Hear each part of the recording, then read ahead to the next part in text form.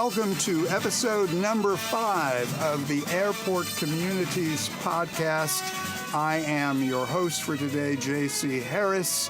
So we get comments every week that a podcast should have some intro music and, a little behind-the-scenes thing. I just read down the scripts. So I'm as curious as anyone to find out what ends up behind me in the old music bed. We've spent the last couple of episodes, defining our terms, because you can't know what is possible if you don't know who is responsible for what. We said that the entire system is something of a casino because the complexity is meant to make it hard for you to win and make losing fun.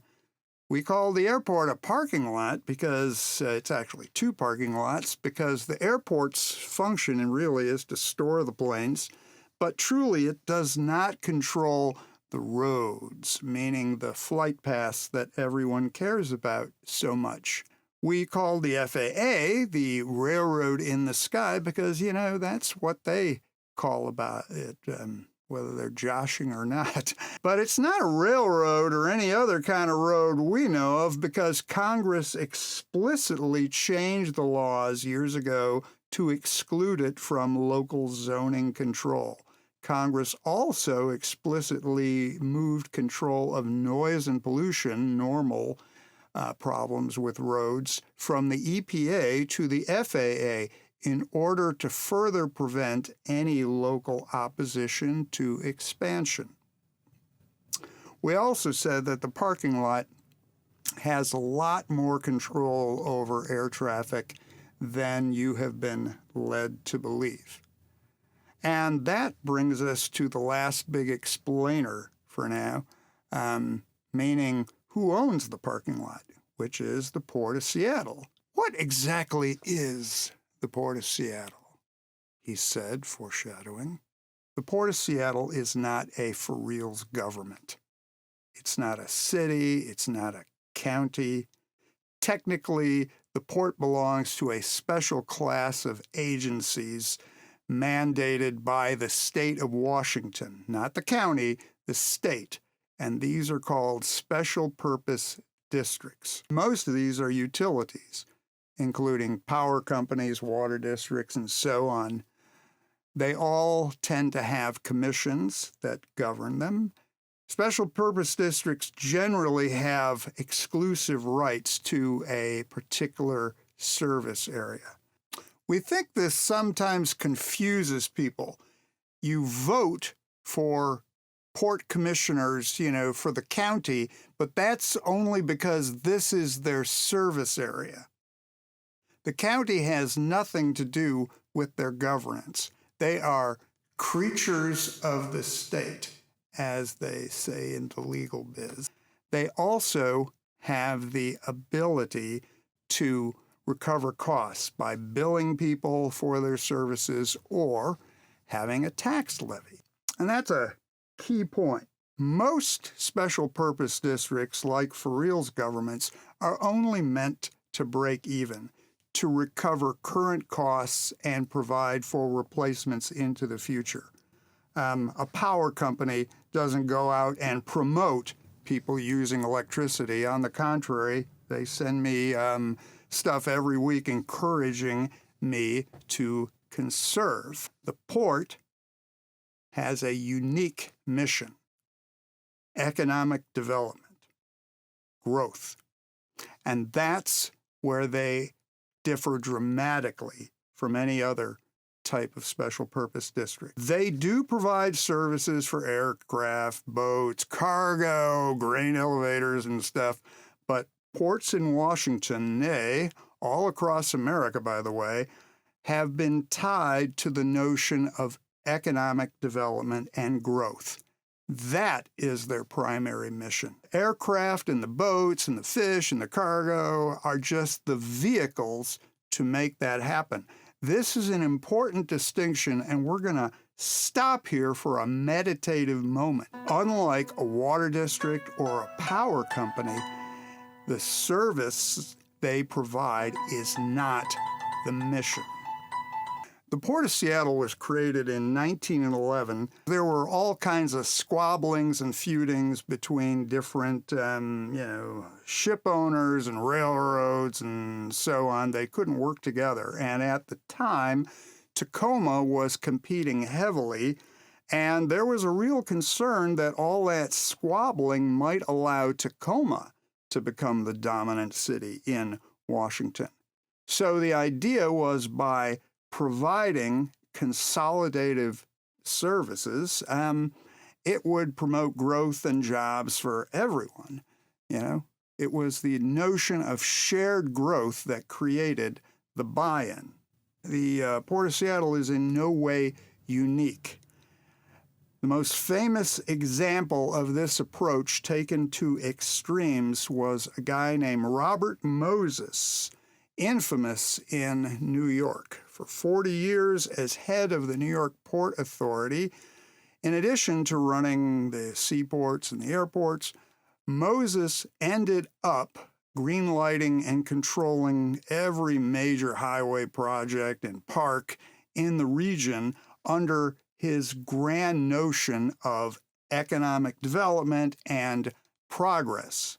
Some of the results, were fine, but he also displaced tens of thousands of people, broke entire, really healthy communities in fundamentally reshaping the landscape of New York, and all in the name of progress. We, don't want to take this comparison too far, but if you were to simply do an aerial map of the area and noted all of the projects, highways, parks, trees, neighborhoods that have been reshaped, removed, fundamentally changed since 1960, I think you'd be surprised. So, the Port of Seattle is actually 4 separate divisions. There's the aviation division, the airport, the parking lot, which is actually 80% of the money. There's a maritime division, which, promotes cargo, logistics, cruise, marinas, essential commodities, super complicated. There's the economic development division, which is more like real estate. They owned Des Moines Creek Business Park, Nera and Buren, a bunch of stuff in Sea-Tac, obviously. And they are able to lease these things at market rate, but the real thing is to try to promote businesses that will, do something to promote logistics and aviation and all that other good stuff. Strangely enough, that also includes things like North Sea-Tac Park. But we're not going to go there today. And we're not going to go into the fourth thing, which is the administrative services thing that essentially runs the empire. Again, their mission is to promote economic development, so they will invest hundreds of millions of dollars into things like the SR 99 tunnel or rebuilding the West Seattle Bridge. If it promotes regional growth, that's their mission. Now, if a port were truly like a water district, it would essentially make the airport available for planes to land and take off, but it wouldn't do all of that other stuff. But the state has mandated that they can make their mission basically any of their resources, including tax levy money, to promote jobs and economic development. This brings us to another crucial distinction. Despite being, King County being their service area, they do not have a monopoly on airports. We actually have 2 international airports, Sea-Tac and Boeing Field, known as KCIA, King County International Airport. Why that is, well, that's a story for another day. But for now, many regions have multiple large airports, but inevitably they have a discussion to divvy up responsibilities for the airspace. And that was the case here. In 1970, when the big parking lot opened, along with, the second runway, the deciders made clear that Sea-Tac was going to become the hub for commercial aviation, because up until then, it was kind of still split a little bit between KCIA and Sea-Tac. KCIA would instead focus on small taxis and corporate travel and general aviation. Now, until then, Sea-Tac had one runway, but KCIA had kind of 1.5, right? And yet, even as recently as 2000, KCIA was running 400,000 operations a year. Stop. We're hitting the meditative music again, because Sea-Tac this year will achieve a record number of annual ops, 450,000, using 3 runways. But through the 90s and up to the early 2000s, KCIA was able to run over 400,000 operations annually on 1.5 runways. There's like the one main thing, and then there's a little dinky one. And that was before they had all this GPS and computers and all that other stuff. Anyone who tells you that further expansion is impossible is shining you on, brother, because they've already done it. Now, the decision was made to relegate Boeing Field to general aviation and cargo because it's close to residential areas. It was decided that they could not tolerate any more traffic. And in fact, today their traffic is around 175,000. They've dialed it back significantly. This seems like overkill, but they told me to throw in another meditative moment. When people say Sea-Tac was here first to imply that airport communities have nothing to complain about, our reply is Boeing Field was there long before Sea-Tac, but somehow, thankfully, that ridiculous excuse did not work on county leaders. And that brings up the crucial distinction between Sea-Tac and Boeing Field: ownership. King County, as a for-reals government, has a duty to consider the needs of all the communities it serves. They have incentives to balance different interests like public health and environment through a normal political process.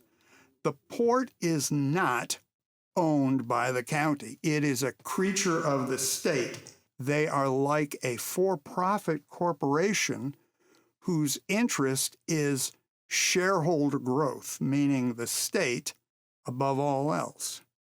That is their legislatively mandated responsibility. There's no mechanism for input or decision-making from surrounding cities. All of that authority is actually at the state. And this isn't some ancient history. In 2005, for example, people forget that Southwest Airlines expressed a desire to move a small amount of traffic, less than 100 flights a day, over to Boeing Field. King County said absolutely not. Oh, by the way, it was because they thought they might get better service. So whenever the port blames the FAA and says, gee whiz, there's nothing we can do to limit growth, you should just point them to Boeing Field for one more example that puts the lie to all that. The FAA is happy to provide loans to build new capacity, the carrots, but they don't make anyone build new capacity. In fact, if there was no international arrivals facility, another competing airport would have happily stepped in to build one and provide the same capacity, in the same way that Seattle and Tacoma used to compete with one another for all kinds of marine traffic. That's the problem. The port is designed like a utility. It can tax and provide services, but its mission is growth, not providing any particular service. It expands Sea-Tac by any means necessary because the airport powers growth. In fact, providing alternatives would be contrary to that mission. It would be like a power company that encouraged people to use more electricity every day. So when voters talk about needing a second airport, high-speed rail, or all this other stuff, the port has never had any sincere incentive to support these alternatives. They can say whatever they want, but doing so would kill the golden goose, as they say. And since voters have not expressed any great desire for more rail service, especially, not in my backyard, the port can also say with a straight face that they have no alternative but to keep expanding. Because the port is this creature of the state, and because they're structured like a for-profit corporation to do so, they've been very successful. If you look at their books, they are killing it. Every other city and state is struggling. This success makes it very difficult to get any electeds to vote for reform. There have been many attempts to try this, going back to the 70s, to expand the commission to 9 seats, to make commission seats districted, to behave more like a county-owned thing. They all die quick deaths. And changing that mission towards more accountability for local communities would, require acknowledging that there are negative impacts on all of us under the flight path. And, who wants to do that? So going back to, the villain of this episode, Robert Moses, since then, all of us across America have seen the hollowing out of thousands of communities. The notion of, globalization and progress now rings false to a ton of communities left behind. So the time is right now to start questioning again the port's mission and attempt to reform it, in spite of all of those challenges. But this needs to be based on solid evidence. One insidious aspect of the casino is the lack of good data. The last really good study on community impacts was done in 1997. We call it the HOK. It did really good research and predicted all the community problems we are now experiencing. It wasn't listened to, frankly, because back then most of us were still in that all progress is good mode. We think people have woken up. Today, the SAMP is under review, an even larger expansion project, and wouldn't you know it, even though both NEPA and SEPA require consideration of the community, the port's response in Appendix K is to provide an economic benefits study from 2018. In essence, they are arguing, because it's in their DNA, that the jobs and growth are the answer to any community impacts. This makes an HOK 2026 study even more of an imperative than in 1997. We have an opportunity now to finally obtain mitigation and compensation, the kind that should have happened 30 years ago, the kind that should be available for a city or county-owned airport, but only if we obtain fresh data. Back in the 70s, the port promised, as we saw in the last episode, as we do better, you'll do better. Unfortunately, because the port is structured like a for-profit corporation, it doesn't have to do that kind of community impact assessment. That is why it's made it so easy for them, and frankly everyone, to forget that promise. The goal should be to obtain research that properly accounts for both the economic benefits the port generates and the costs inordinately borne by the surrounding communities. Putting hard numbers to the situation is what we need to make it possible for the port to make good on the promise. Doing anything else just allows them to continue getting away with empty promises and vague platitudes.